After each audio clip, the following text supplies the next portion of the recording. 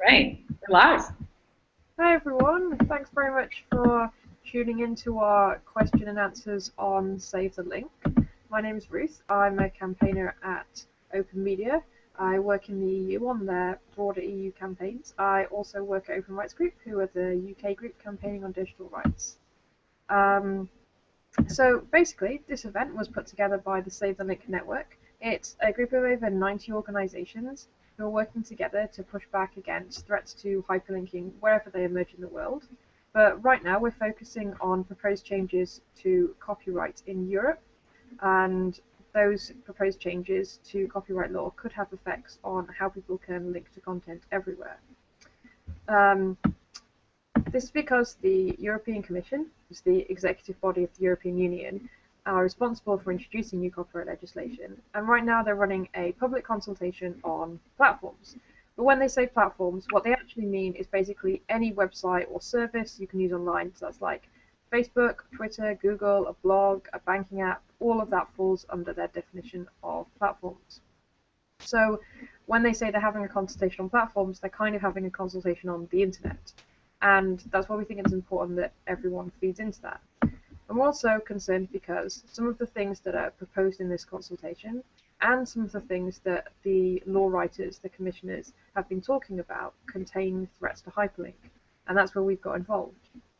So we've gathered the group of experts who are here with us now to talk about what's actually happening, why the link is under threat, what it's like to work on these issues, and how everyone who's watching can get involved in campaigning to make sure that hyperlinks stay accessible and free for everyone to use. So that's the quick run through of what this is all about. So I'll just introduce everyone and give them a chance to say who they are and where they are from. So first of all, Cory Doctorow, you want to just introduce yourself quickly? Sure thing. Hi, I'm Cory Doctorow. I write science fiction novels, and I co-edit the website Boing Boing. I'm also a special consultant to the Electronic Frontier Foundation, which is a global NGO that works on technology, freedom, and policy. Thank you. And then Hussein, you'd like to say something about yourself and what you're working on? Or you'll need to unmute yourself. Sorry, it was mute. My name is Hossein Darakhshan. I was born and raised in Iran. And I was a blogger for a while, and then I was arrested, and I spent 6 years in prison in Iran. And last year I was freed, and ever since I've observed a very different internet about which I wrote an essay for Matter magazine about how we can save the web, or if actually there is any way we can save the web. Thanks very much. And Julia? Yeah, hi, I'm Julia Reda. I'm a member of the European Parliament for the Pirate Party from Germany, but I'm tuning in from Strasbourg, France right now because, as you may know, the Parliament has different seats and we move around all the time. Thanks very much. So just to quickly kind of go over some of the format of the event, we've got questions for everyone who's called in that some people have sent us in advance, and we're also going to be able to take questions during the event. So if you're using Twitter and you want to tweet using the hashtag SaveTheLink, or if you're on the website at savethelink.org/hangout, there's a form at the side and you can submit a question through that, which we'll go through to both me and Megan during the call. So if you've got any other questions, there's plenty of chance to add those in. So I'm just going to pass on to Megan, who's going to give us a little bit more context about what's happening right now at the EU. Great, thank you, Ruth. I didn't get a chance just to let you guys know as well. My name is Megan Sully, and I work for OpenMedia, which is an international digital rights organization. And we've convened the Save the Link network to bring together groups willing to push back against the right to link and to engage with internet users to do the same process. So in terms of why we're having this consultation, or sorry, why we're having this conversation today and what we're worried about is, as Ruth mentioned earlier on, the European Commission right now is running a public consultation on the role of online platforms. And as she also mentioned, online platforms is this huge, broad concept under the Commission's definition that covers basically every service that you would use on the internet. So as we were looking at the consultation, we saw that there was a couple of concerning issues for the right to link online. And I'm just going to give you a really brief overview of what those two things are that we're paying close attention to in this consultation and why we're asking internet users to weigh in. So the first is something called ancillary copyright. It sounds quite innocuous or boring, but it actually isn't. We've been calling it the link tax. And basically what ancillary copyright is, and we'll talk to Julia a little bit more about this later, is the ability for aggregators, or the requirement for aggregators, so places like Google News, to have to pay to use a snippet of text to link out to articles, mostly news articles that are available freely elsewhere on the internet. So basically it's a tax on using snippets of hyperlinked text. So we definitely see that as a big threat to our right to link online. We'll talk a little bit about how that is potentially impeding freedom of information and access to content that internet users want to be able to use. And then the second issue that we're really focusing on also has a very boring sounding name, and it's intermediary liability. So intermediary liability is basically where platforms, everything we use on the web, could potentially be liable for what internet users or their own users post online. So comments on news sites or posts on Tumblr, those websites would be responsible for what their users said. So you can see how potentially with billions of posts every day on websites like Twitter and Facebook and news commenting websites and all sorts of other places on the internet where people gather to have conversation, if the platform that run that space was to be legally liable for everything that each individual said, it would make it really difficult for them to actually be able to maintain a space where we can have that conversation. So those are the two big issues that we're paying attention to in terms of what's actually happening in this public consultation on platforms. And there are questions that pertain to both of those issues that are really important for internet users to weigh into. So that's kind of the specifics of what we're working on within the European Union.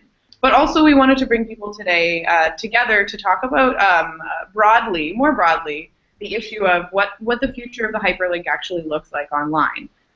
So I think that we all know that when we click on a link, it's kind of like a roadway. It leads us to a different space on the web. As we continue on with the development of the internet, we're seeing that change a little bit. We're seeing the way that hyperlinks function change. We're seeing the way that people use hyperlinks change. And it's not to say that this is a good thing or a bad thing, but that internet users should be involved in shaping the policies around how we use the internet. So having a larger conversation about the internet as this interconnected global tool that we're all using, and the general theme around how the hyperlink facilitates that and what we can do to make sure that we save this piece of critical infrastructure that allows us to travel throughout the web. So I'd love to move quickly now to talking to Julia a little bit about what she's been doing within the European Parliament and what this has to do with a copyright report that was actually passed earlier on this year. So Julia, our first question for you is, can you talk to us a little bit about what your copyright report was that was passed earlier on this year and what you were trying to achieve? Sure. So if you're not coming from the European Union, this may not be completely obvious to you, but the European Union, even though it's one big free trade zone, it actually has 28 different national copyright laws. And so far, the EU has put in place a lot of protections for rights holders that no matter in what country they are, they can rely on copyright and other rights to protect them. However, the public has not had these kinds of rights throughout Europe. That means every country in the EU has its own rules for what is considered a quote, for example, whether you're allowed to make a parody, or even extremely obvious things that would fall under fair use in the US, for example, such as taking pictures of public buildings without having to ask a permission from the architect first. So basically, every time you are using a work of art that is protected under copyright, or a scientific article, by making a copy of it or by sharing it with somebody else, there needs to be a very specific exception in the copyright law. And my report has criticized the current copyright legislation on a European level, which has only protected the rights holders and has told member states what exceptions to copyright they are not allowed to make, but hasn't created minimum standards for the protection of the public interest. So this report makes a lot of recommendations, for example, minimum standards for users' rights across the EU, consumer rights when you're buying digital content, but also things like protecting the public domain. However, unlike other parliaments, the European Parliament does not have a right of legislative initiative itself. So the proposal for a new copyright law, which is supposed to come out soon, has to come from the European Commission. And just a week ago, the Commission has published a communication, kind of an action plan, that gives us an idea of what this copyright reform is going to include. And while there are some positive elements, for example, making the use of copyrighted works easier for universities and libraries, and giving more freedom to take pictures of public buildings, there is also a very concerning element in there, which is the ancillary copyright. And I feel very strongly about this because, coming from Germany, the ancillary copyright, this kind of unwieldy term, is actually a translation from German, because it's a law that has been introduced in Germany a number of years ago, following extreme lobby pressure from particularly large newspaper publishers. And this law, I have fought it in Germany unsuccessfully at the time, but basically all our predictions about the negative influence of such a law that puts a price tag on your ability to aggregate different news articles that are freely available on the internet, all these negative consequences have actually come true. So, for example, the publishers were arguing at the time that they were being hurt by the fact that news aggregators such as Google News can just link to their news article for free. So when the law was enacted and these aggregators for a large part stopped using the links, or at least only putting in bare links and not any quotes from the articles they were actually linking to, the traffic to these newspaper articles went down. So what we're seeing here is actually a symbiotic relationship where, on the one hand, it's good for the news aggregator that people are using the service, but it's also good for the publisher that they're getting new visitors to their website. So what happened in Germany in particular is that the greatest target of this law, which you could obviously see from the statements of the publishers, was actually Google. That Google, unlike all of its smaller competitors, actually got a free license from the publishers to keep linking to their content because they needed the traffic. So instead of actually charging money from a large business, which was supposedly the goal of this law, they have actually created a market advantage for Google and made it more or less impossible for any other news aggregation service to develop. Actually, this law has never been enforced so far because there are a lot of open questions about it in Germany. Not a single cent has actually changed hands. However, you would have to be crazy under this legal uncertainty to create any innovative new service, any startup that actually makes newspaper content attractive to new readership. So I think the publishers are really shooting themselves in the foot here. And a similar law in Spain even made it impossible for publishers to give up their supposed right to ask for money. So after this law has failed in both Germany and in Spain, the European Commission still thinks it's a good idea to propose the same kind of legislation on the European level, arguing that there is something wrong with the way that news aggregators link. I've drawn attention to this issue quite a number of times, actually. In my report, there is a very strong criticism of the Spanish ancillary copyright law that was supported by a broad majority of the parliament. And a proposal that was made as an addition to my report as an amendment to actually support the ancillary copyright was also rejected with a very broad majority. So the parliament is clearly against this. But when there was a leak circulated of this communication that was just published, I raised attention to the issue that the Commission might do something about the right to hyperlink. And when they published the communication last week, they were very strong in their statement, saying that they will not tax hyperlinks, which makes perfect sense, because on a technical level, the European Commission is not allowed to raise a tax. However, they can still put a price tag on hyperlinks. And when you read their statements, you also see that they say, well, it's not just linking what these news aggregation services do. They also use a small extract from the thing that they're linking to. But, well, everybody who has ever used a hyperlink on the internet knows that this is just how linking works. So quite often, even if you only copy the bare URL of something that you're linking to, there is already the headline encoded into the URL so that you can read it, and that just looks ugly, so nobody just copy pastes the link itself, but rather you take a small extract from a newspaper article, or you take a thumbnail picture. But these are just tiny segments, and it's not the thing that people actually coming for when they want to read the newspaper articles. It's more like an arrow or a sign on the internet telling people this is what you will see on the other end. So it's like a guidance to the users, and trying to put a price tag on that is just ridiculous, and I think it would have a lot of unintended consequences for the way that we conceptualize information on the internet.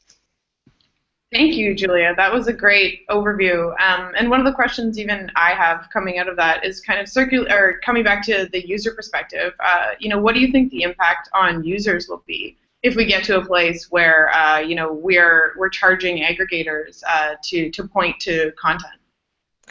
I think there are different scenarios. So first of all, there's the possibility that a new legislation or new exclusive rights for publishers is introduced, and it applies to everybody, and they will just say, well, don't worry, if you're an individual, we won't enforce it against you, because we want to go after the big guys.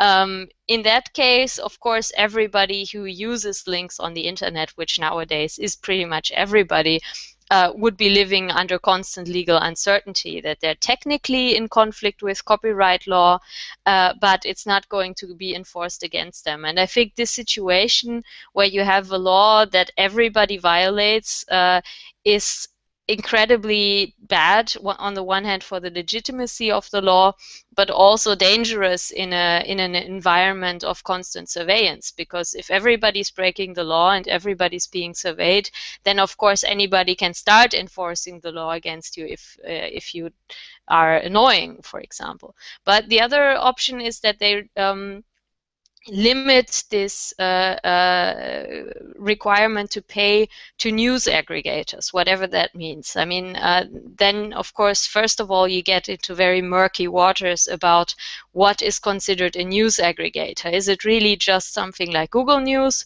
or is it also a website that is providing people with newspaper articles in their native language. For example, in countries in the EU, we have a lot of minority language groups, and we have NGOs that are just assembling newspaper articles in their language for people to be able to use. So is that already a news aggregator?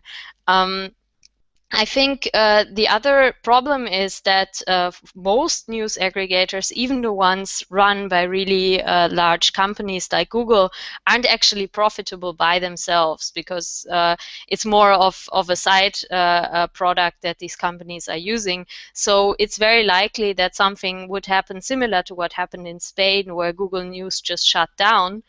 And it's just not attractive to run a news aggregator. In this case, I think there is an effect on users, because if you don't have news aggregators, you kind of have to rely on the big newspaper brands that you already know. And I think this is really what is behind this lobby push from the publishers, because it's only the big publishers that are supporting this law, and a lot of smaller ones are actually opposed to it. Because, well, what does a news aggregator do? It leads people to the newspaper articles about the keyword, or that most closely fit the keywords that people are actually interested in.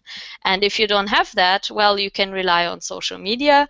But of course, if you post a link into your Facebook status window, it also embeds a small part of the article, and it also embeds a small picture. So it's very likely that Facebook would also be affected by this law and probably wouldn't offer these features in this form. So basically, all that you're left with would be to go straight to the website of the publisher that you already know. And I think this is kind of what publishers are counting on. The ones who are supporting this law, they wouldn't have a huge problem with news aggregators simply shutting down. But it's not something that would actually generate new business models for journalism on the internet, which is what we really need. It would just concentrate the newspaper market more on a few large players that can afford to just speak to their audience directly, and cutting out any kind of news aggregation or social network that is standing between the publishers and their readers, that might sort out the content that is actually attractive to people. And I think we had a question here from Ian in the UK, and he had asked, who are the companies and organizations behind this push? And I think that you've basically gone into it a little bit there, but maybe if you just want to right? Well, the main organization that is pushing for this in the European Union is the Federation of European Publishers, the FEP. And in Germany in particular, it's Axel Springer publishing house that owns Germany's largest newspaper, the tabloid Bild, but also a couple of other newspapers, which incidentally are relatively successful with their online offers. So it's not like these companies aren't innovating. It's just that they want to create a business advantage for themselves and not feel the pressure to actually have to change their business model, which I find very odd. Great. Thank you so much, Julia. That was a really great overview. I think we might head over to Corey quickly, and Ruth is going to talk a little bit to Corey about issues more broadly with the future of hyperlinking. You want to take it away? Yeah, hi, Corey. Thanks. Hi. So one of the things that we noticed about this consultation, and was particularly controversial about it has questions which ask for rights holders only to answer, which obviously, as an author, those kind of questions are set to speak to you. But I know from things that you've written about in the past that you don't necessarily see that there's such a clear-cut line between rights holders and users. So, as a creator and writer yourself, do you have any worries about the impact you will have on people sharing your work? And why do you think users and creators are so often presented as being antagonists towards one another? So I think that there's something paradoxical about the arts in general, and newspapers as well, in that it's really clear that most of the people who want to tell stories, whether they're made-up stories or news stories, will fail to make any money at it. But it's also really clear that someone is making a lot of money off of stories. And that paradox there really, I think, can only be resolved in policy in one way, and it's not to make sure that any particular way of telling a story is always profitable, but rather, since we're always finding new ways to tell stories and people are always finding new ways to make money off of it, that when someone is making money off of stories, that the people who tell the stories are first in line to get paid for them. And as someone who's a journalist, I write a column for The Guardian, I do investigative long-form work, and I own a news site. I'm particularly concerned that as the number of entities competing for my work goes down, the amount of money I can get from them for my work also goes down. This is really simple traditional economics. The more of a seller's market you have, the more the sellers get. The more of a buyer's market you have, the less the sellers get. Can you guys hear okay? I know that someone's just started a lawnmower outside, because that's what happens whenever you turn on your microphone in California, is someone starts a lawnmower. Are you all right? Yeah. Can you hear me? Yeah. Great. So I think that a really predictable outcome of any kind of new policy like this that's trying to extract rent from people who do ordinary internet things like make links is that it will inevitably be a policy that Google can afford, right? The newspapers, as Yulia said, the newspapers need Google, so they're not going to price the link at a price that's too high for Google to pay. Google will always be around. Google is at the table when that price is negotiated, if it is to be negotiated. The people who aren't at the table are the people who don't exist yet, and the people who are too small to warrant a seat at the table. We actually just had a policy just like this in European law, where the EU wanted to figure out how to make sure that everybody paid their fair share of taxes. And so they created a policy that said that if you sell media over the internet, you have to figure out who you're selling it to. You need 2 pieces of non-contradictory personal identifying information. You need to retain it for 10 years. And then you need to figure out which of some, I think in the end it's over 100 different VAT rates will apply to it. And then you have to remit VAT to one of 25 authorities. So you might owe the Polish government 1 zloty, and you have to file a form that does this. Now, this was aimed at making sure that Google and Amazon paid their tax. Both of those businesses have entire floors devoted to accountancy in their enormous towers. They were able to absorb this with no problem. I, as a European living in London, was unable to do this. My cost to remit £17 in VAT was £200 in custom software development and £500 in accountancy fees. It's one of the reasons I left the European Union, so that I could go on selling my art to Europeans. These policies will be impedance matched to making sure that large firms can go on paying them. If I stayed in Europe, really the only way I could have gone on selling my work to other Europeans would be to sell it through Google and Amazon, who would have handled that paperwork for me, and who would have taken 70% of the revenue for my work in exchange for doing this revenue handling. And so I really think that it's Economics 101. Making it harder for intermediaries to participate just reduces the number of intermediaries and makes it harder for people like us who are on the sell side of the creative bargain to get paid. I mean, the long-term existential threat to the news business is in some ways Google, right? If Google is the only way they can ever reach their audience, then Google will eventually dictate exactly how they conduct their affairs, just as Facebook does with small publishers today. When that day arrives, if there is no way for anyone to start an effective competitor to Google, well, then that's the end of the news business. We have to make sure that there are other firms that can always enter the market to compete with firms that abuse their market power. And step one to doing that is making sure that the capital costs of complying with regulation aren't so burdensome that it eliminates all potential new entrants from the market. Now, as to like the business of who can make links and under what circumstance, Yulia raised a really good point that having a law that everyone is guilty of, but the authorities assure us they'll only enforce against the really bad people, is no way to conduct a democracy. I mean, we know this, right? We don't pass laws in developed democracies that punish everybody and then trust the police to sort out who the bad guys are. We make laws that have clearly delineated activities that they're supposed to be preventing. And if the answer that the Commission has about how we're going to stop this law from being over-enforced is just trust us, we'll make sure we only enforce it against the bad cases, then that is not a law that's fit for purpose. Moreover, the idea that there's any proprietary interest in a link is bananas, because links are factual statements, right? A link says, if you want to know about X, visit web page Y. It's no different from holding up a sign on the street that says there's a newsagent on the corner, and the headquarters of News Corp is over there in Knightsbridge, and Rupert Murdoch comes from Australia, right? These are facts. And if you want to know how, if you want to communicate a fact to the public, there should be no impediment to doing so. And it's a kind of grotesque abuse of the law to do this. When creators are asked to stand up for limits on who can utter facts, and in particular, when people in the news business are asked to stand up for rules about who is allowed to utter facts, then we are on the wrong side of things, because an unmitigated freedom to utter facts is the first piece of having a functional democracy.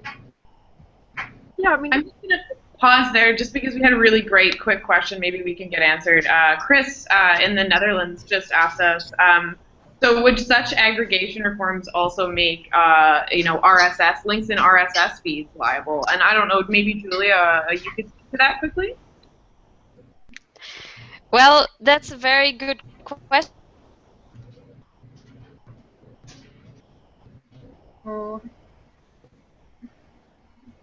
In their report is, well, currently there are different exclusive rights that require a permission from the right holder. For example, if you want to make a copy of a work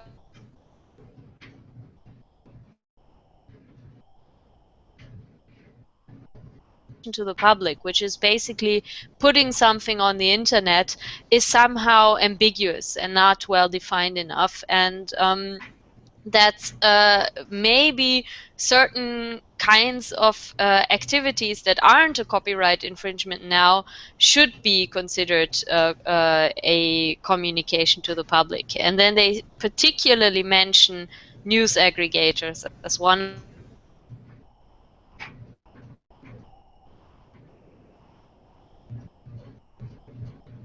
Whether this is comparable to, for example, a oh, you're having trouble hearing me? I'm sorry. I hope it's better now. Yeah, so the Commission says there is something wrong with the right to communication to the public, so that the things that are copyright infringement today somehow don't go far enough. And they specifically mention news aggregators as doing certain things that aren't copyright infringement but should be. And of course, it's extremely difficult to design a law that only targets exactly what you want to target. I think if the Commission had the choice, they would probably publish a law that simply says Google has to pay Axel Springer €1 million a year or something like that. But of course they can't do that, so they have to come up with an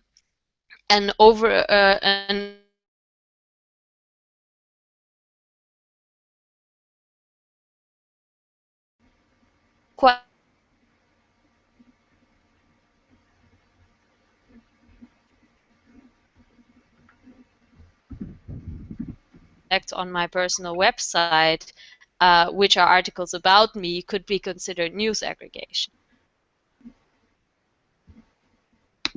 All right. So I think we're having a little bit of trouble hearing Julia, so we might just move on a little bit, and I'll make sure to follow up with Julia and to get some of those answers as well. We're going to bring all the questions that we've had today later on together in a blog, so I'll make sure that we can answer that as well. But maybe we can continue on with Corey. Ruth, if you had some additional questions that you wanted to ask. Yeah, so I thought it was really interesting and seemed kind of obvious when you put it in that term that links are just facts. They're just a way of saying this is here, and it's not really a new creation in that respect. And as Julie mentioned, when this was introduced in Spain, Google News actually shut down, and a lot of research has shown that it's cost the publishing industry millions of dollars. So we seem to have a lot of reasons why it would be a terrible idea.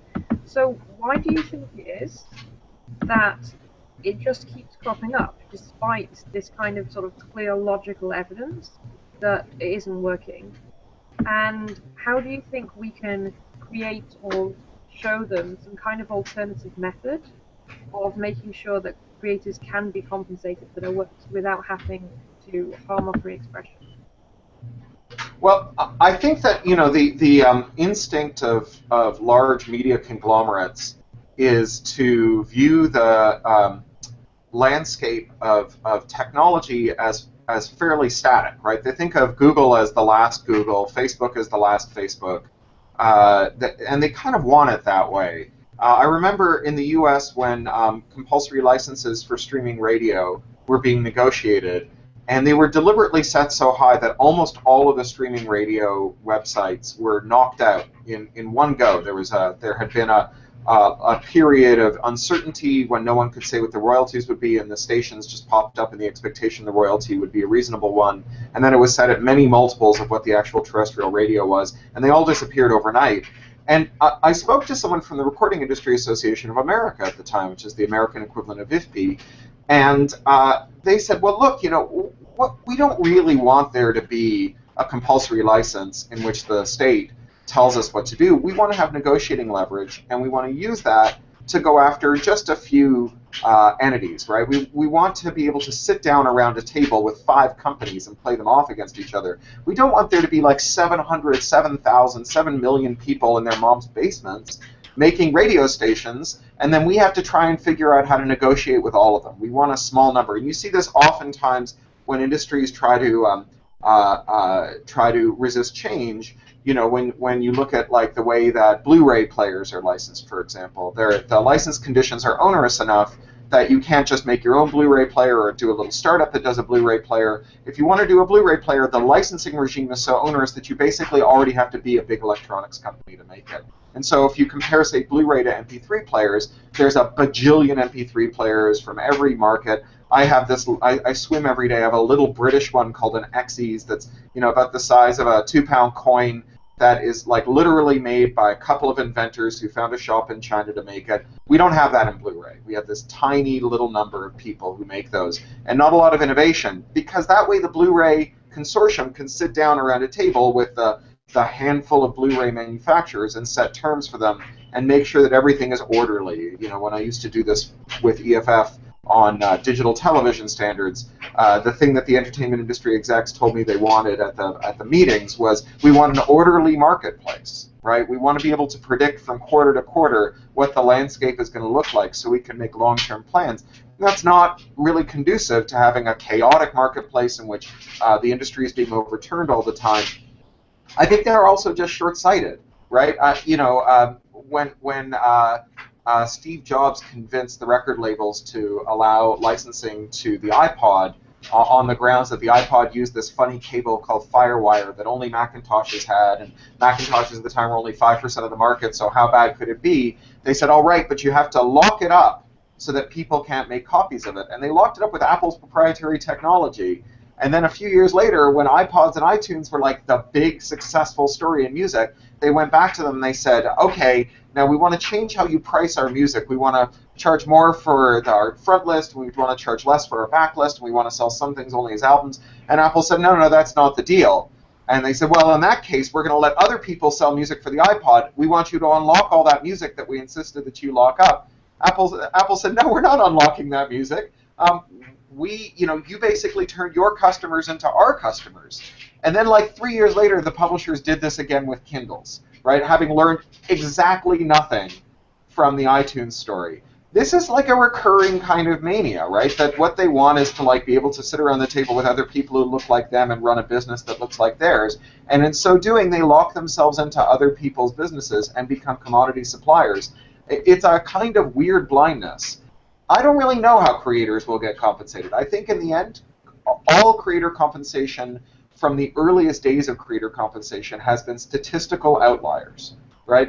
Of all the people who ever tried to play guitar, like a statistically insignificant number of people ever made money playing guitar, and how they made money when you look closely at them is like through things that are really unlikely and largely unrepeatable in each and every case. And that's true in writing, and it's true in every other artistic discipline.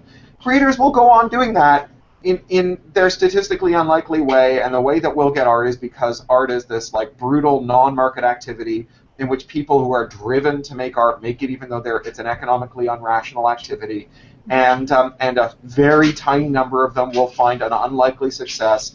And the real important thing is to make sure that the intermediaries who bring them that success, who are their business partners, don't end up holding all the cards, so that when streaming media comes along, for example, and like all the record deals have been written as though musicians had no marketing leverage because they don't, then the streaming media companies hand over billions to the record labels, and the record labels hand over pennies to the musicians.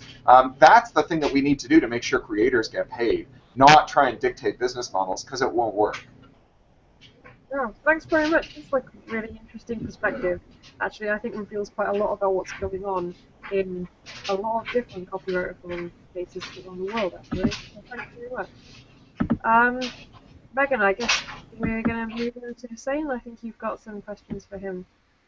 I do, yeah. So Hossein, you've written a couple of pieces already this year that center around hyperlinking. You gave us a little bit of a taste at the beginning of this call about your story and how you've come to see the web changing. So can you tell us a little bit first about how you feel like hyperlinks have enabled your work in the past?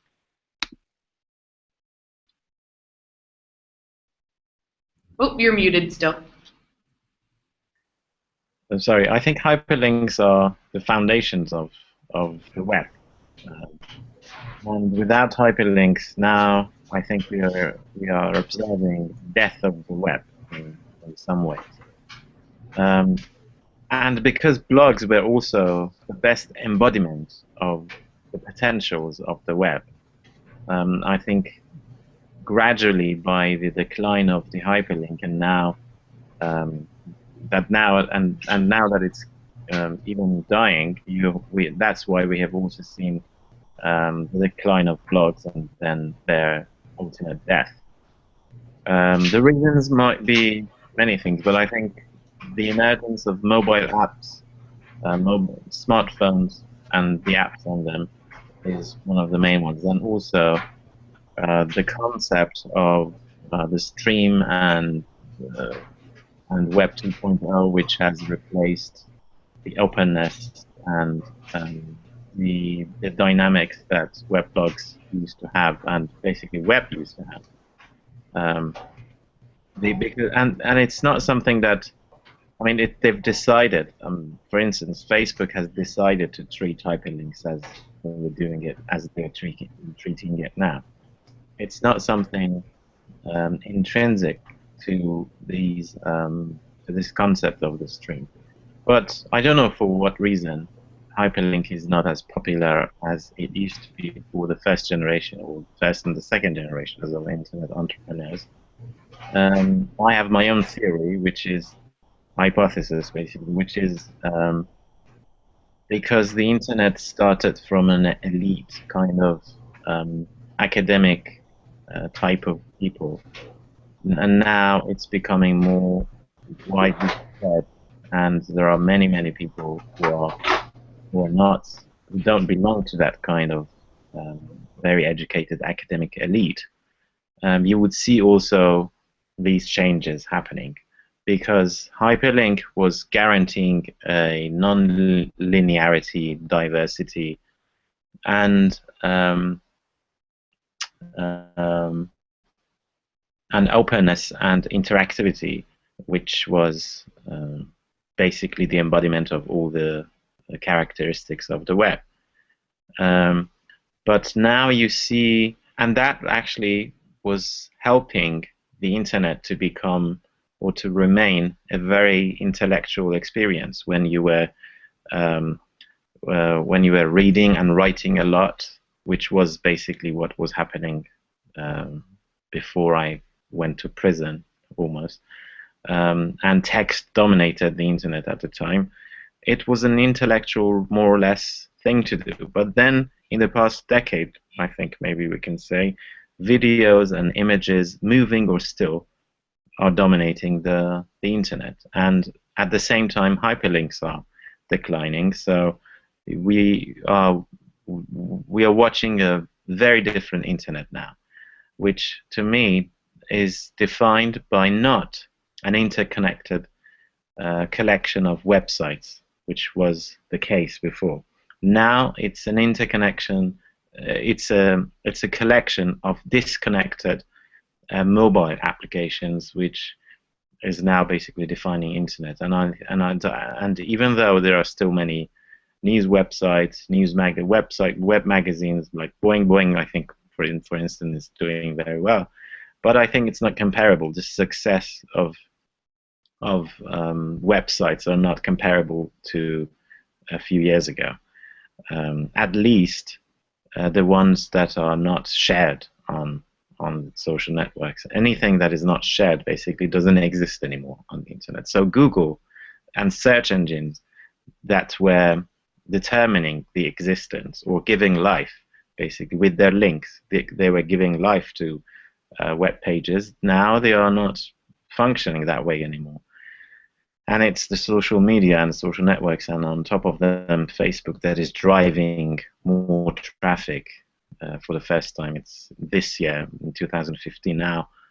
There are some statistics show that it's Facebook that is driving more readers to many news websites. So I think we are observing basically the death of the link. So it's under attack. At the same time that it's under attack from legislators and parliaments and lawyers and corporations in a legal sense, we're also observing it dying because of this technological shift from what I call books internet or library-internet to something that I call TV internet. The function of internet has changed from something very intellectual to something more about entertainment. There are many reasons for it, but that's the reality, I think. That's what I see after a few years of absence from the internet. And so we have a question that Alan in Canada has asked, and essentially it's, how do you see these changes in practices and legislation that affect hyperlinking changing the global web? So we're gathered here today from different continents, from different countries, from all across the internet. How do you see this as affecting all of us on the internet as a community? I'm not really sure how. I can't really imagine how the internet would change as a result of these legislative changes, because they are not globally designed, first of all, and they're not going to affect everyone in the world. So they're going to affect different people in different parts of the world differently. And with this decentralization that internet has in its own nature, I'm not really sure if it's going to be controllable in a sense that European Parliament that want, for instance. It's really difficult to regulate internet as a whole, globally speaking. So I'm not really sure how it's going to affect the whole experience that many users around the world would have. But I think the threat to hyperlink is bigger than these things that we might be discussing or we might be thinking in terms of legislative and legal aspects. The threat is to its philosophy, to its very existence, to its very function that it used to have. And I'm not really sure actually there is any hope that we can save it. It's a very pessimistic view, but since I wrote that article and I've thought a lot about it, I think that's how the direction is, and that's how things are going toward. There is some hope, I think, that there would be a technology that would connect the mobile application. So each part of any mobile application would have a unique address, and that address could be linked to from other apps, which would probably create a similar situation for mobile applications that would be similar to websites to some degree. But I'm not sure if technology is that technology exists now already. Maybe other guests, other people who are participating, or even the audience could enlighten me about that. But that's the only hope I have. Otherwise, I think Link is dying and web is dying as a result. Well, you paint a bleak picture, Hossein, which is potentially leading us into what one of our last questions is here, and I'll open this up to whoever wants to go first, and then potentially we can go around the table and see what each of you has to say. But a supporter, Janet, asked us, why are these obscure processes that are so inaccessible the ones that are deciding what we're doing with the future of this interconnected space that we've created? And so the question that I want to ask, leading from Janet's question is, what do you think that people can do? What can regular internet users can do? What do you think the most effective thing is? Be that, from an engaging with their representatives perspective to, creating art. What's the most effective thing that internet users can do to be heard in this conversation and to help shape the conversation? Because we know that sometimes people with money and people with power, their voices speak louder than others. So how can each of us get involved in a way, that is meaningful? Maybe I'll start with Julia. Yeah, thanks. So first of all, about this point, why are there these complex, obscure structures in the first place? Well, I think the way that democracy works on a national level is not necessarily less complicated, but we've been doing it for a long time and we're used to it. Now with the internet, we have this this global network that is incredibly difficult to govern. Oh no. So I think there's also a necessity for us to understand, for example, how the European politics work and how people can get active in them. The good news is that it's actually incredibly easy to be heard in European politics because there isn't this huge media attention to everything that we're doing. So if you call the office of a member of parliament, there's a pretty good chance that you will actually get them on the phone. And this is quite different, I would say, from a lot of the national politics that you may be used to. We've seen that if a large number of people are actually paying attention and are asking the European Union to come up with, with positive reform, that this is very difficult to ignore because the EU is also looking for positive stories about, for example, making sure that your videos aren't blocked anymore and that you don't see this video is not available in your country.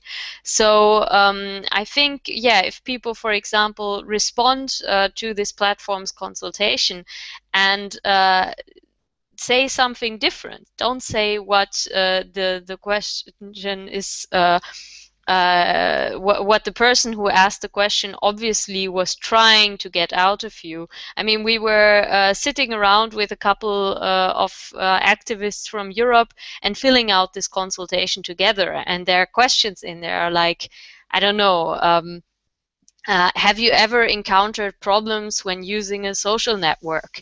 And then we were coming out with things like, yeah,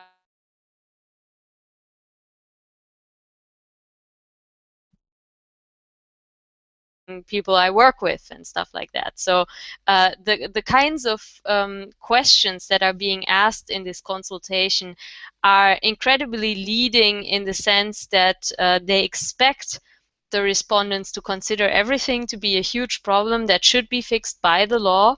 And sometimes in the case of creating new business models for publishers, that just isn't the answer. And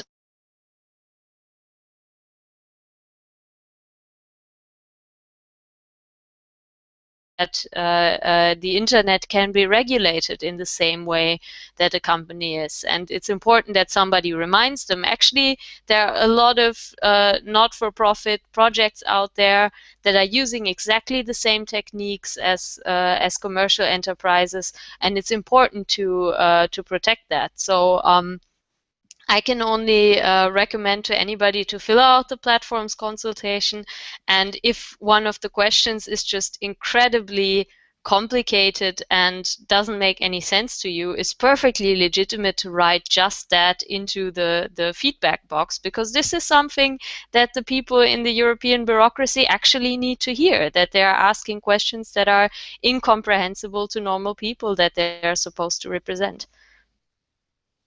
Thank you, Julia. That's absolutely really relevant, because part of what we've been trying to do at the Save the Link Network, where we've created this tool to help people answer the consultation, is to ask questions in a way that regular humans can parse. Those of us who don't have a copyright lawyer, sitting behind us, telling us exactly, what the Article 14 of the e-commerce directive is. We can have an opportunity to answer these questions as internet users and as people who have a stake in what the future of the web looks like. Corey, maybe I'll throw it over to you. What do you think is the most important thing that internet users can do, and that should be, within this process or outside of this process, to have an impact on what the future of the web looks like? So I don't know that there's a single most important. I think that the answer to how did we get here, like why is this dumb thing happening, is that the people who are regulating the internet have mistaken the internet, in this case, for a newspaper delivery service. And sometimes we get really dumb policies that mistake the internet for a video on demand service, and sometimes like for a jihadi recruiting tool, and sometimes they mistake the internet for a pornography distribution system. And like it is all of those things because the internet is the nervous system of the 21st century, and everything we do involves the internet, and everything we're going to do tomorrow will require it. And so the problem isn't like that they're trying to solve a problem. It's, like a free press is important.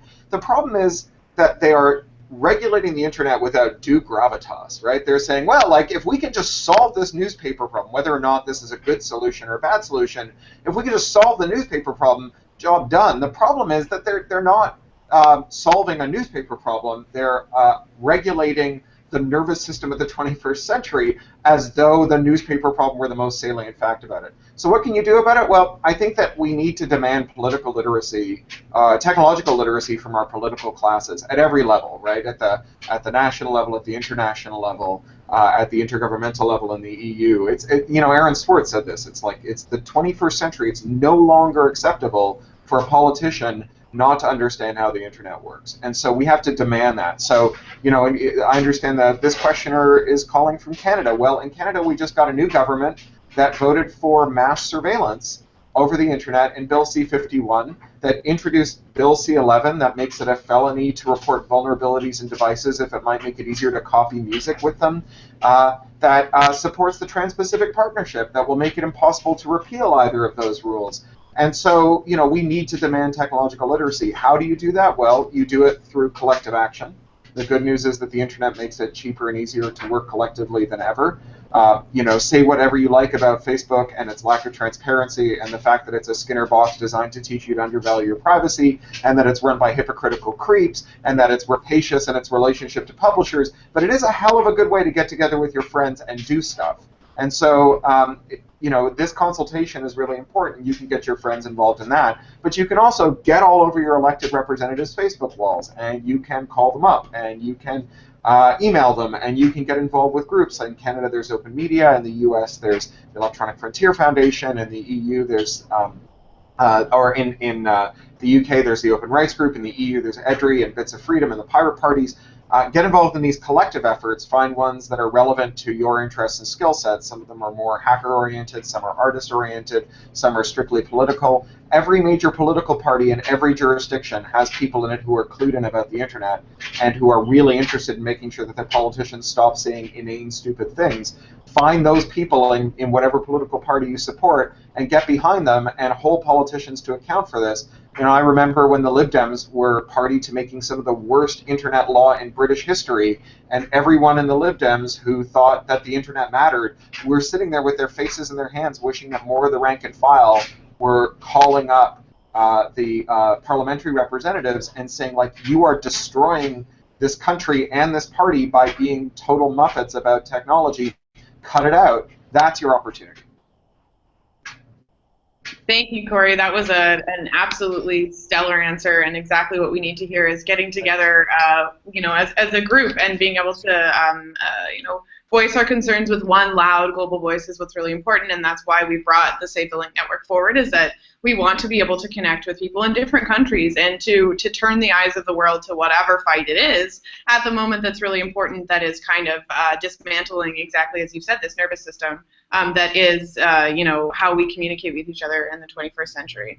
I'm going to end off with you, Hossein, because I know that you're working on a really cool art project right now that is getting people involved in, you know, thinking about hyperlinks. So maybe you can tell us, you know, how you're engaging artists on pushing back against these kind of regulations.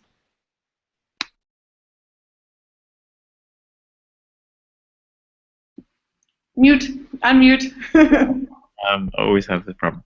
Even though I'm not very optimistic about the future of the web, and for that reason, for the future of the hyperlinks, but I think for the, I mean, we shouldn't give up, basically. There is still some stuff that is doable to encourage new technologies and new softwares and new social networks to treat hyperlinks again and to respect them again. So I was thinking maybe artists should get involved in all these matters. Equally are about the legal aspects and also about the conceptual and the philosophical aspects of hyperlinks and the guarantee of decentralization, diversity, and interaction that it was providing. So I have come up with this art project, which was launched a few weeks ago, called Linkage, Link-Age. It's at New Media Society in Tehran, the base for that project, and I'm thinking of accepting proposals from anywhere in the world, any proposal that would be related to any art project, especially performance and video and installation, which would be publicly available to people. That's what I'm saying, not for the galleries necessarily. Something that would affect the public about how the internet is changing for worse, and how this amazing potentials for how this amazing potential for peace and understanding and diversity and tolerance is becoming something that is only radicalizing us in what we already think, and it's stopping us from being exposed to different opinions and its and challenges, and how we have actually forgotten those potentials. So it's linkage at the New Media Society in Tehran, which is newmediasoc.com, and you would see the projects and linkage is there.